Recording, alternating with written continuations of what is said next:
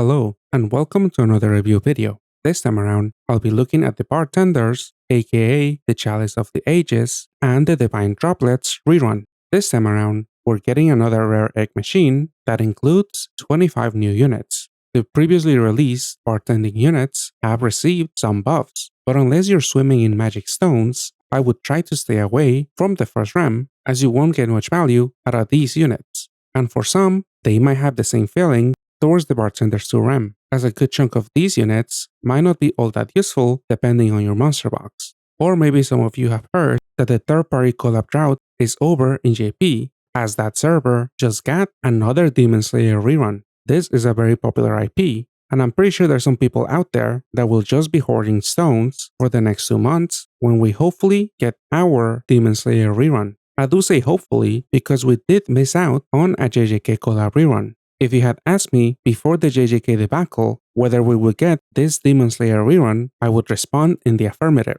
But now, I'm not too sure. I still think there's a decent chance we'll get this in NA, but maybe don't have any high expectations. Anyway, back to Bartenders. I think overall, this is a decent event to pull in, as this machine brings a strong light and dark row team, more support for rainbow teams, and a handful of unique and interesting units. For this video, I'll mainly be focusing on the units from the new machine. Do let me know if you feel like I overlooked any use cases for these units in the comments below. And if you enjoyed the video, please remember to like and subscribe. Again, I won't be focusing on the Bartender 1 units, since most of them are not all that impressive in the current meta, though these units could definitely have some uses. Milk, Jean, and Plotka can add a lot of bulk to a team, and in the case of Milk and Jean, since they either bring a lot of utility or damage and play an essential role, I could definitely see them being used. Milk is sometimes used in Violet Fresh teams since this unit's active skill has a very useful board change effect that can save Violet teams from game overs. However, most of those builds for that row leader would rather run other absorption voiders, especially those that have high damage multiplier. Thus, I don't think that you should feel anxious if you want to play Violet and don't have Milk. Jean does have a really decent leader skill, but her maid variant is generally a much better option in the current meta. Plotka doesn't play an important role like the previous 2 units, and therefore you might not always be able to fit him in a team. He can definitely help you tackle a good amount of mechanics via his awakenings or active skill. Taijin Zhou might not add as much bulk as the other units, but their active skill is still really solid, since it gives you a looping shield and is able to tackle Borshenk. Unfortunately, water PvP teams are not in a strong place at the moment, but maybe Daijinjo will see a resurgence if Muichiro becomes viable again. The Bartender 1 bundle units also don't really have much value. As with Jean, Bartender Kuro is overshadowed by his Bad Cafe variant. His equip is still very solid, but I don't think that this alone is worth the $30. Bacchus is even less impressive. His only redeeming quality is his first equip, which could work in some wood teams like Butler Albrecht's. But again, one equip alone is really not worth the money. I also don't think that the exchangeable units from Bartenders 1 are worth the fodder. Odin does see some use in some fire BDB teams that you can assemble with the new Bartender 2 units, but these didn't really catch on in JP and were not considered meta. Ideal could work as an absorption voider in Maid Ideal teams, though she wouldn't be my first option if you have some of the better units like Maid Patty, Phynom, and Mimi Oza. The latter you can roll in the Bartenders 2 REM. Okay, now onto the new units. First up, a lot of the Bartenders are transforming units, and therefore have a Sync Awakening. So if you want to unlock those, make sure to farm and scale up the new farmable units, the Spiritus and the 5 Attribute Bearers, which you can all encounter in the Spiritus Descended. In that dungeon, you can also perform Part Break to farm gems, which can then be exchanged for these 2 equips. You'll notice that the first one has a new type of active skill that grants awakenings to a monster and then disappears. Though so far, I don't really see much use for these type of equips. Granted, there's only a handful of these at the moment, so this might change down the line. Until we see equips that add multiple bulk awakenings, most people are not going to bother with these type of equips. Also, losing an equip could be detrimental, as having an equip can sort of protect you against skill delays. But anyways, make sure to farm these units if you care about Sync Awakenings or for the exchangeable equips. Riku is the MP unit of the event. The base is a looping rainbow auto healer that also gives himself a cap break to 15 billion. but all of this seems very unimpressive when compared with other meta rainbow units.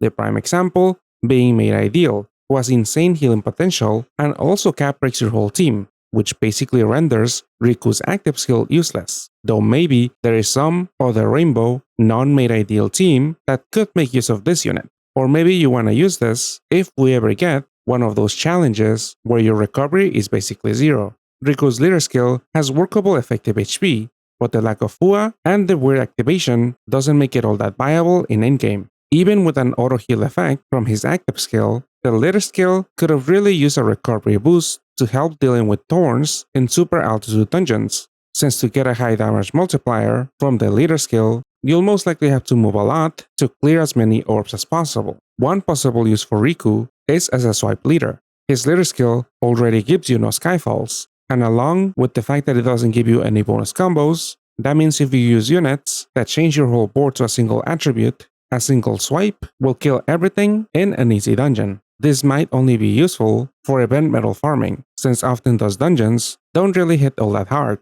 Riku's equip is a lot more useful, and it's also very unique, as this is the only equip with a Levitate and Powerbreak Awakenings that has a haste active skill. The lack of bulk awakenings is not ideal, but overall, this is still very solid. The Add Dragon type awakening could also enable some units to work with leaders like Butler Kurotobi, for example. Even if you don't care much for this unit and his equip, you may still need to get this unit for the sole purpose of enhancing the Bartender team badge. The most notable Bartender teams that can take advantage of this enhanced badge are mainly Fritz and Noctaria teams, as at least 4 of the members are from this event. Do remember that MP is precious nowadays, so if you don't see yourself using those teams or Riku and his equip, then maybe you would want to pass on this MP unit, as all future collabs and events now come with an MP unit. So take a close look at these units, as maybe you would rather purchase those with that very limited resource. Alright, now onto some of the Bartender 2 REM units. These two don't really play an important role, but if you have space for them in a team, they can be a good source of damage.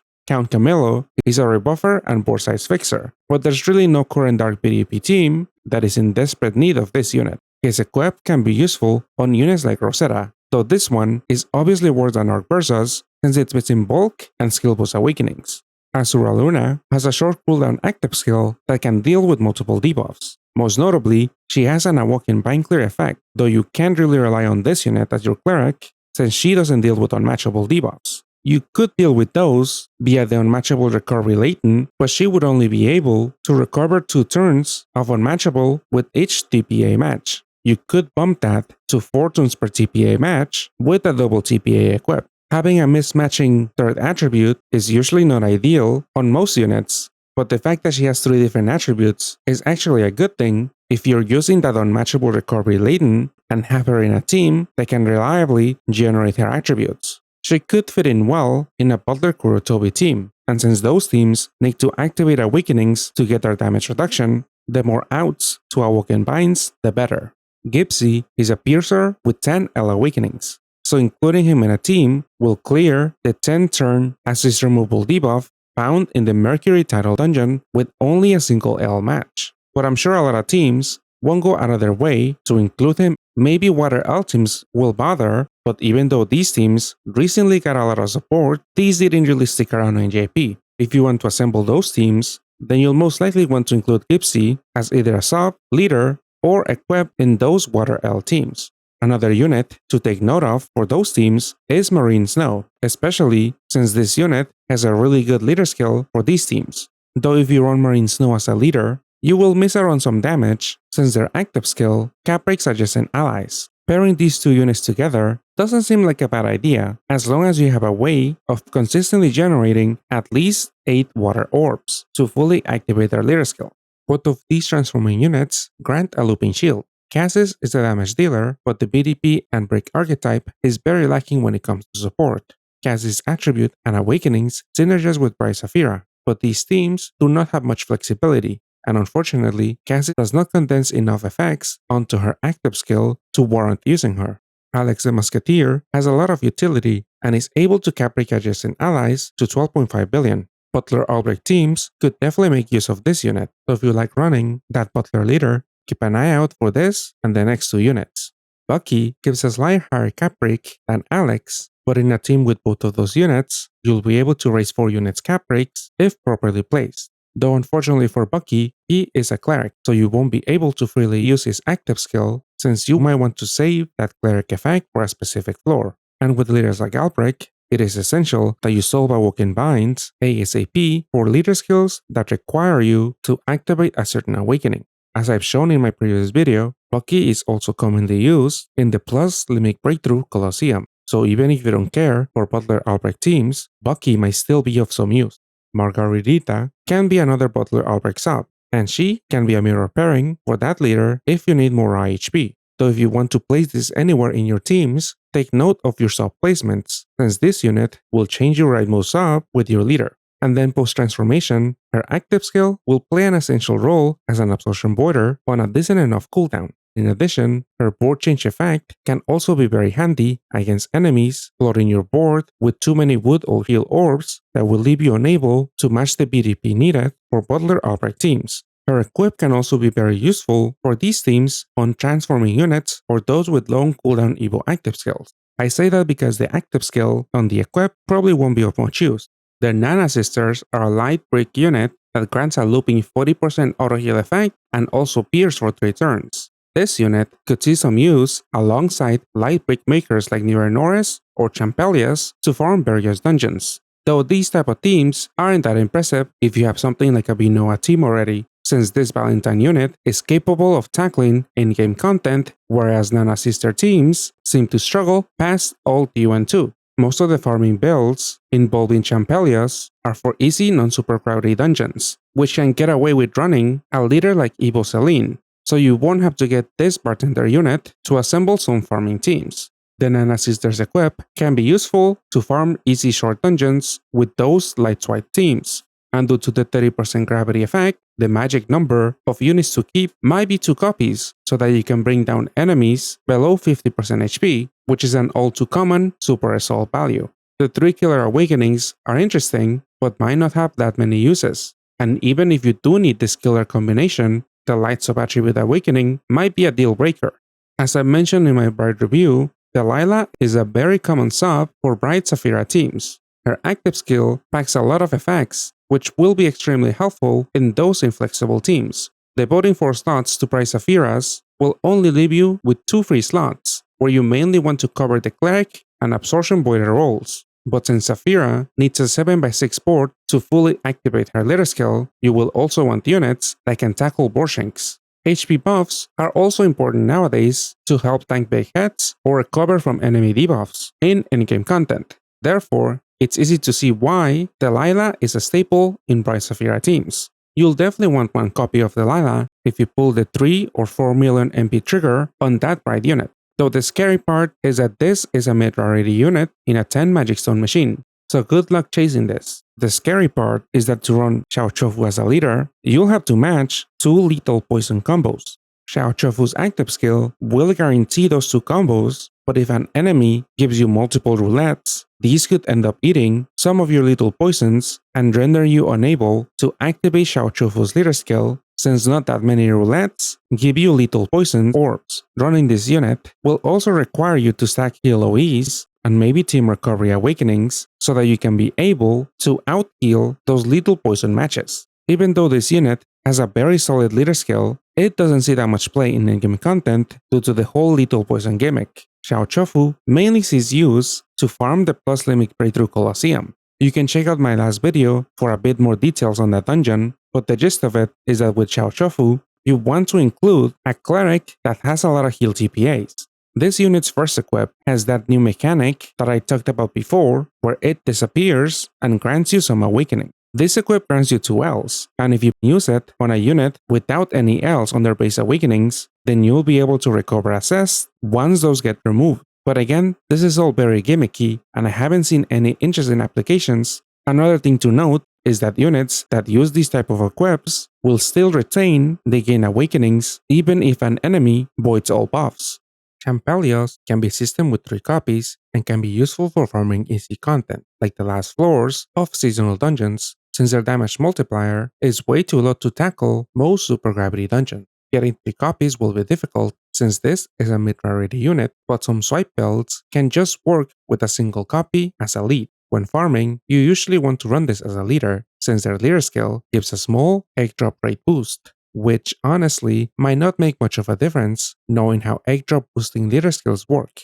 But this could ease the dungeon boost awakenings requirement to guarantee drops in some dungeons. With this as a leader, you'll miss out on cap breaking an ally with Champelios active skill, but that probably won't matter considering the content that you'll be tackling with this unit. This and all other units that cap break to less than 9.9 billion damage will soon be buffed to cap break at least that amount, though I don't think that matters all that much for this and many of the units that'll get the buff in about 2 months. Champelios' first equip also has the disappearing and granting awakening gimmick as Shao Chufu's, and this one is also not that useful. In fact, this is worse than Chufu's since that other one can actually help recover assist by granting L awakenings. Champelios' second equip is more useful for farming easy content with light break teams, though I really wish that this one had a dungeon boost awakening instead of a part break since that will help a lot more in dungeons where you'll be using this unit. One of the less notable teams that you can assemble if you roll in this event is this fire BDP team. Peechie is the looping cap breaker and cleric for these BDP teams, but like always, a looping effect on a cleric is not always ideal and might require some very careful planning. That pretty much goes double for this unit, since the team she usually gets used on depends on activating the BDP awakening to get your leader skill damage reduction. Peechie's equip gives you a unique board that could come in handy in some ranking dungeons, as it gives you a fire BDP, a wood brick, and a hard column on a relatively low cooldown. This equip alone will probably make some people want multiple copies of Peechie. However, I actually haven't seen this equip being used at all in JP so far, but for those that always want to be ready for rankings, be sure to keep a few copies of Peechie.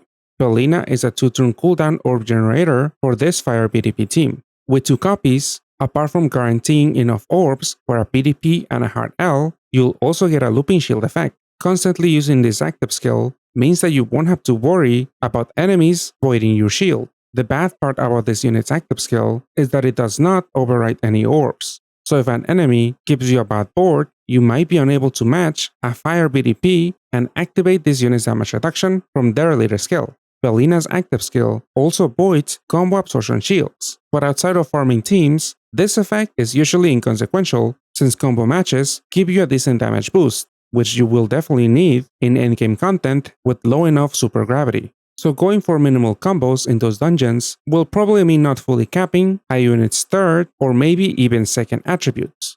Gileon is the usual asymmetrical pairing for Bellina. His active skill solves HP and move time debuffs while giving a board change, which again is very helpful because Bellina does not override orbs. Gileon's leader skill grants 5 bonus combos to help make up for Bellina's leader skill, which doesn't grant any. But with this pairing, matching 1 BDP and a heal combo, you will barely hit 7C, which is enough to activate Gileon's 7C awakenings, but remember that this awakening gives you a higher damage boost at 14 combos. Hitting 14C with this team is almost impossible. One thing to note is that all the bartending units making up this fire BDP team do not have a fire sub-attribute. Therefore, they will all need an equip that changes it so you can maximize your damage output. All of these units would also want a levitate awakening, but at the moment, there are only 4 equips that have both of those awakening. So if you lack those, then I would take that as a sign that you shouldn't go after this team. Honestly, even if you have those equips, I would still not go after all of these fire BDP units if you have any other meta teams.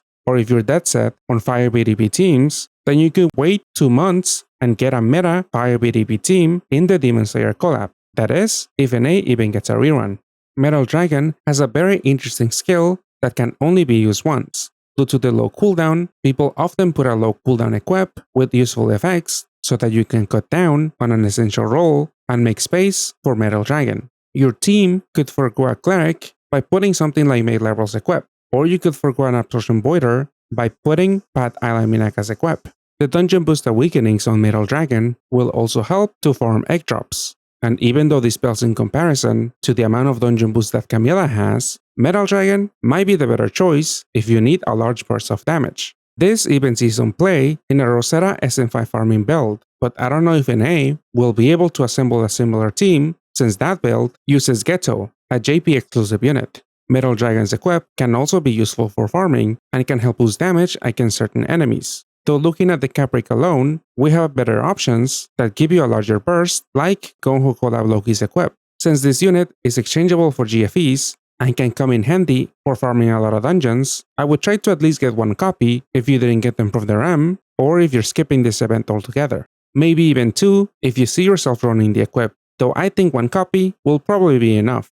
Saline is the BGM of the event and she comes along with the highest EXP boosting leader skill in the game at 2x. The next best thing is OG Saline, who gives a 1.9x EXP boost. So while the rate increase feels marginal, the Bartender's version's cleric active skill with a slightly lower cooldown will make team building a lot easier. Honestly, there's not that much to say about this unit. If you're impressed because you love rank XP farming, then you already have your eyes set on getting Saline. Though if you don't care about ranking up, then you're probably not wowed by this unit. Saline's equip has a unique mix of awakenings, which can also work in farming builds. The use of the dungeon boost is obvious for experience and egg drop farming. The 10 CNT awakenings will grant a maybe necessary damage and bulk boost. The equip's active skill will also help with its haste and cleric effects, though I really wish that this gave a full light board so that you could just mindlessly swipe. Still, even though the equip is unique, I think more people will mainly care just for the base. So I would say that one Saline is probably enough for most people.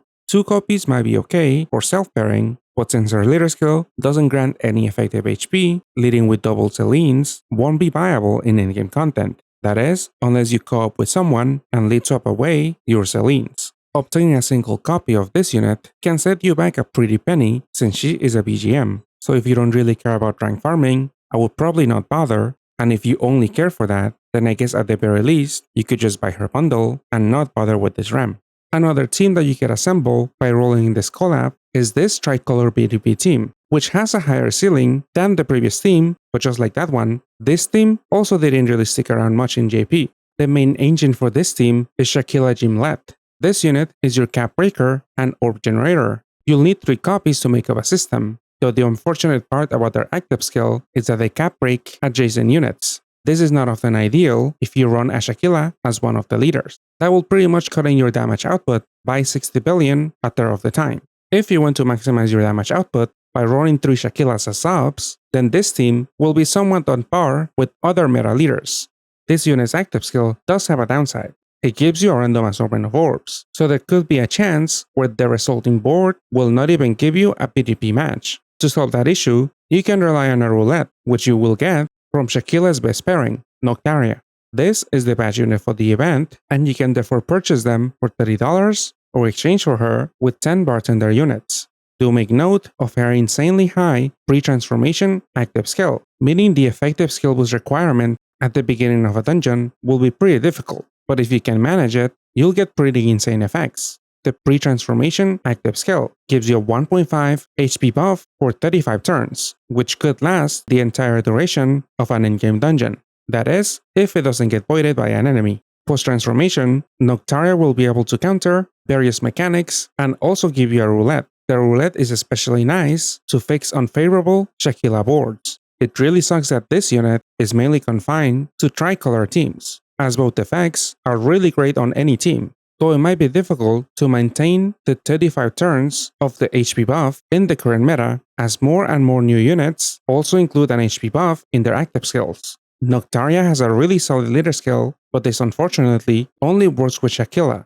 Her pre-transformation leader skill does give you a part break drop rate boost, and even though mass attack teams, like this one, often have trouble farming parts, the fact that Noctaria and Shaquila are also a tricolor team allows them to farm parts if you really put in the work. To do that, you would have to target the parts, match a BDP of the attribute that you have the least pings of, and do single target attacks with the 2 other attributes. This is a lot of effort, and I can see why this team didn't catch on in JP. But if you have any interest in playing Violet Fritz teams, then getting this unit is pretty much a requirement since most of the Fritz builds run the Bartender's badge. And if you're a Rainbow enjoyer, you might also want to get this unit, because again, the HP buff and the looping, attribute absorption void, and roulette are all great in Rainbow teams.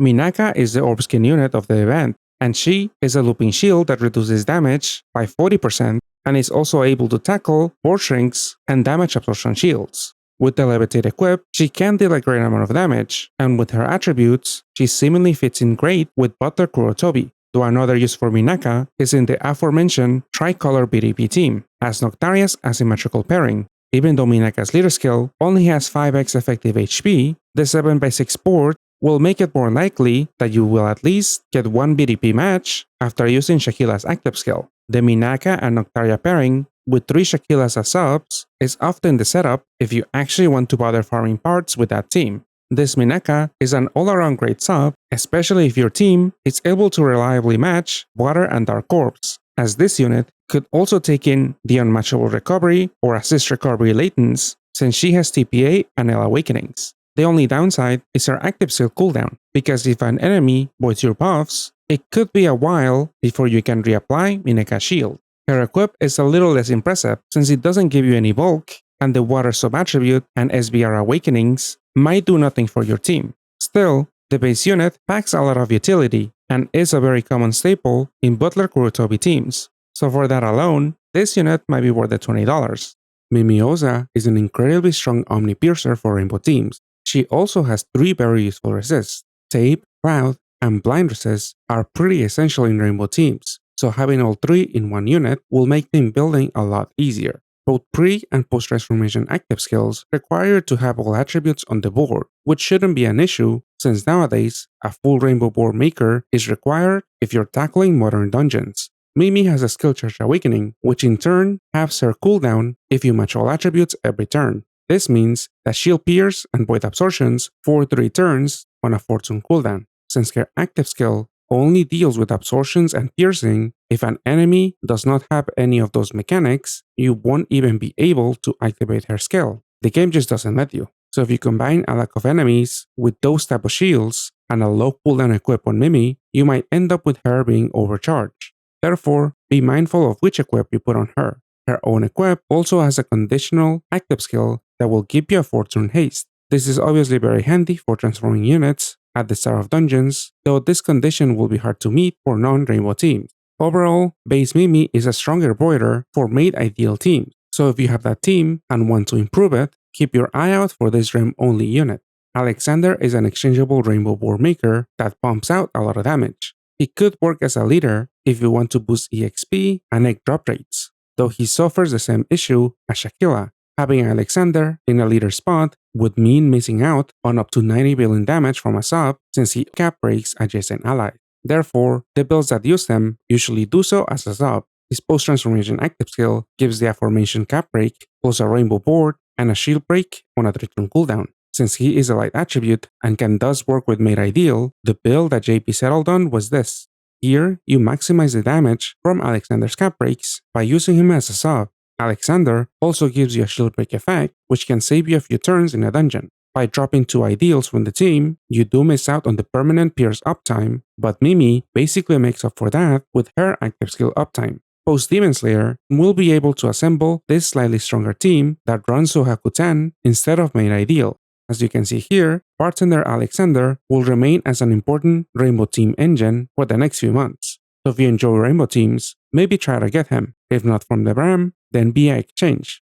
Yanagi Kage is a low cooldown cleric with tons of utility that fits perfectly in a Violet Fritz team due to her damage potential. Notably, heal OEs are absent from her awakenings, which means that non-Fritz teams might overlook her in favor of the more traditionally healing-focused cleric. Still, this unit also sports a good set of utility awakenings, though maybe only 2 Ls is a bit disappointing nowadays. Yanagi's post-transformation active skill, being on a low cooldown, is extremely important to help deal against quick, back-to-back, awoken, and unmatchable debuffs. This is especially important in some of the new leaders that depend on activating a certain awakening to receive their leader skill damage reduction. Yanagi's active skill also gives you a board change, which is something that Fritz teams need since that leader does not override orbs. This is one of the units that you would want to get if you care for Fritz. But even if you fail to get this REM-only unit, you can still make some decently strong Fritz teams. Cassian is the cap breaker for subs and the answer to void damage shields in Fritz teams. That team often runs 2 copies to create a system that will give you a permanent pierce cap break, and a 1.5x HP buff uptime. Though I guess you could run him in other teams as a one-off, since a piercer with 50% uptime and an HP buff isn't that bad of a sub, but obviously this unit shines more in Fritz teams due to the light and dark row awakenings. Fritz teams also really need the permanent HP buff from including 2 Cassians, since this team relies on auto heal effects. Cassian's leader skill is strong enough to work as an asymmetrical pairing to Fritz, but the most common pairing is Fritz, since with them, just matching a light and dark row will grant you 10C. With 1 Cassian as a leader, you will have to match some other combo elsewhere to fully activate your 10C awakenings, though maybe you will have to run that asymmetrical pairing if you're unlucky enough to only get 1 Cassian, but lucky enough to obtain 2 Fritz.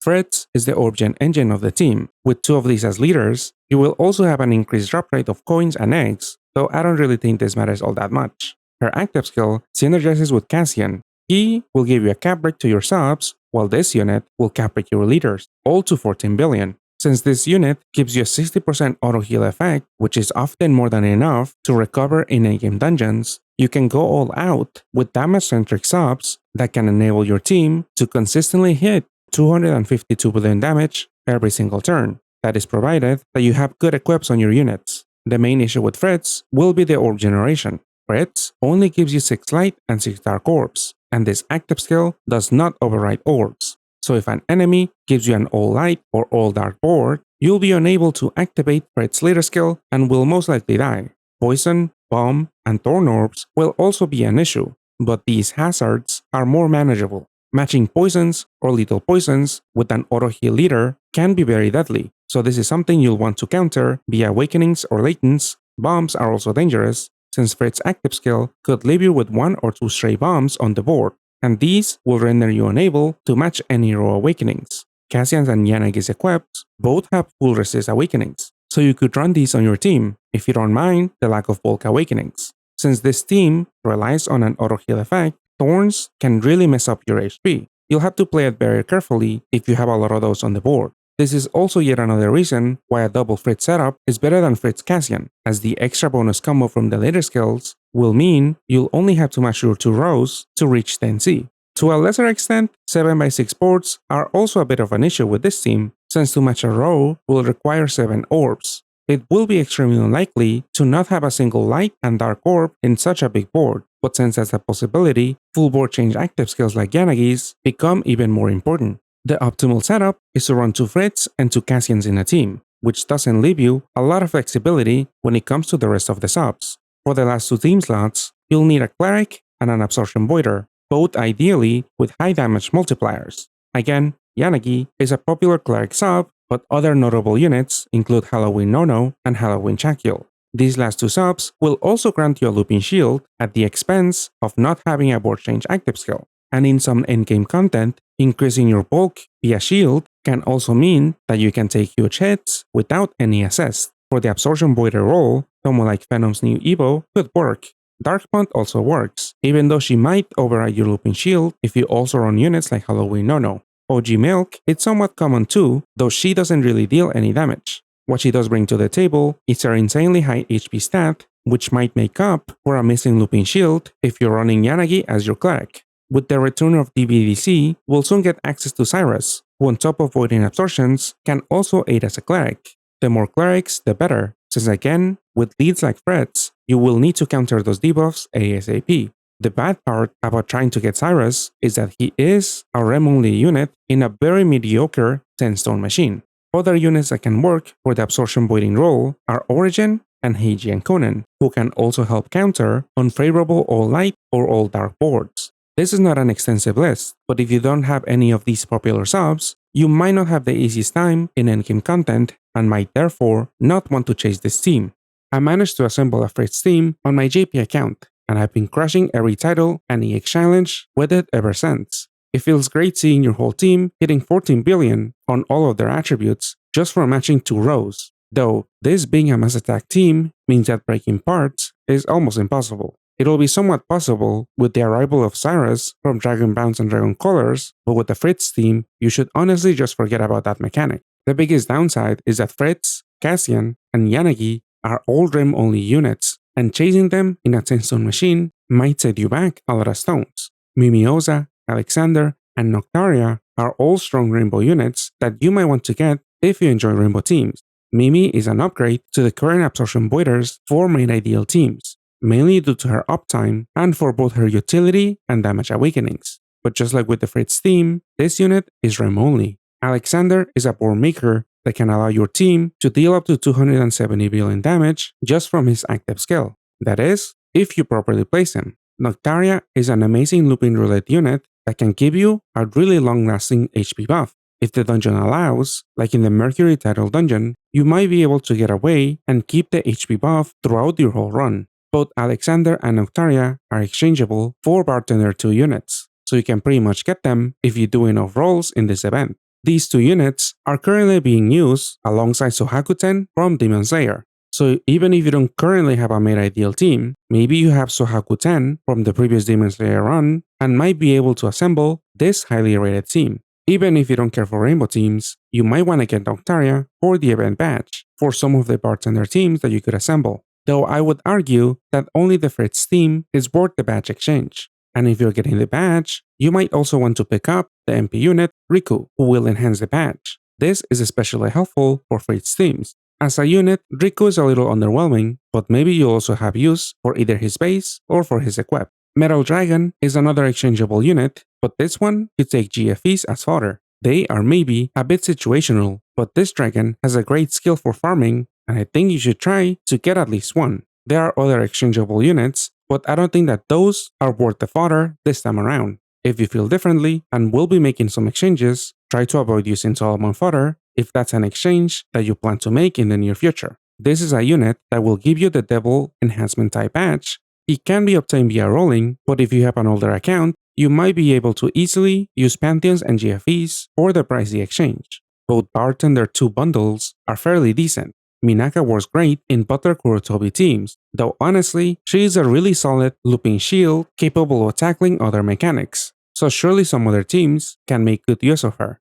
Saline has the highest XP boosting leader skill at the moment, and that alone might be enough reason for some to purchase her. Though if you don't care about your rank, this is probably a unit you could pay no mind to. The rest of the units in the REM are a bit interesting, but there's just so many.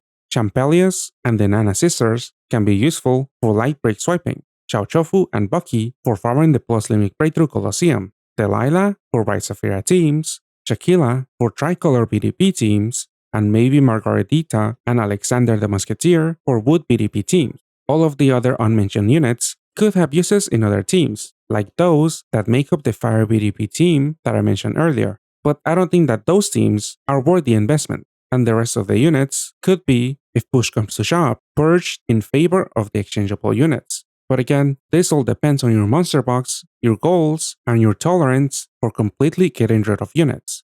For example, maybe you only care for Alexander and Noctaria, and since you couldn't manage to get 2 Cassians, then maybe you will feel comfortable exchanging away your Fritz and Yanagi to exchange for those rainbow units. Use your own discretion when making exchanges. But in my opinion, I think that these units on screen are those with the most value in the Bartenders 2 REM. Maybe you could add Peechie in here since her equip may be useful for a ranking dungeon.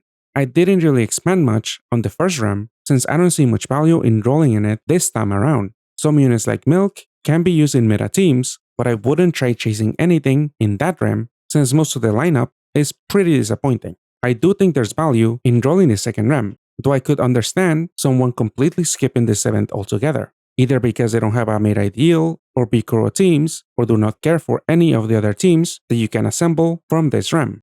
Some of you might just be too excited about Demon Slayer and want to save up zones until this collab comes to an end. However, after the whole JJK rerun debacle, I don't know if Demon Slayer will suffer the same fate. Before Demon Slayer comes, there will be other various REMs that are really not that exciting. Dragon Bounce and Dragon Colors was a bit of a flop that brought some dark PvP and Fritz support. If you have a Rosetta team, maybe you've already had your fill with dark teams and might not really care much for the Lajoa and Robin Duo team. Speaking of which, Rosetta will be set to return sometime soon in a Super Catfest. Another future event is Bat Island, which is set to return with an extremely bloated lineup.